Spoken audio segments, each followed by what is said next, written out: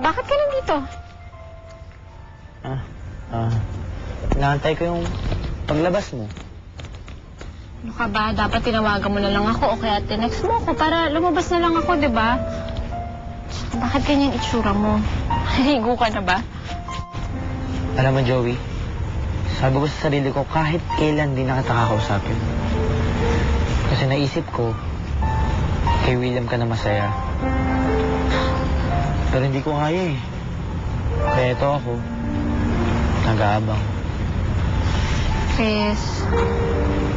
Joey, totoo ba na kaya hindi mo sa akin sinabi na pumunta sa inyo si William? Kasi pinaprotektahan mo ako? Oo naman. At ayaw mo ako magselos?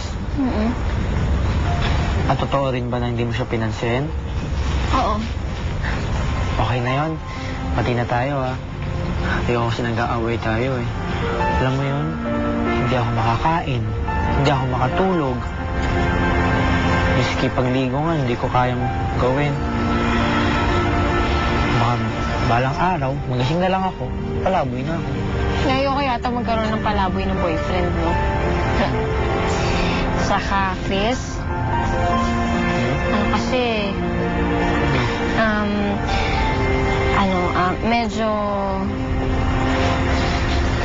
medyo lang medyo hindi na maganda amoy mo eh.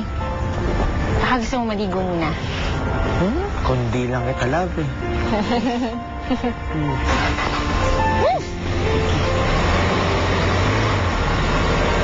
Then, Nauna ko.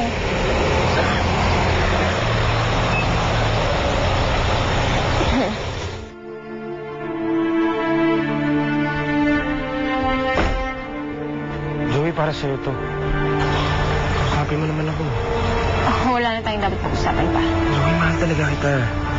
Totoo nga yung kasabihan na ang pagsisisi na sa buhay. Joey, sige na. Mahal talaga kita. Mahal mo rin naman ako, di ba? Oo, noon. Pero ngayon, hindi ba na akong mahal? Kaya pwede ba? Umalis ka na. Bago pa ako tumawag ng guard. Sige na. Halika na nga.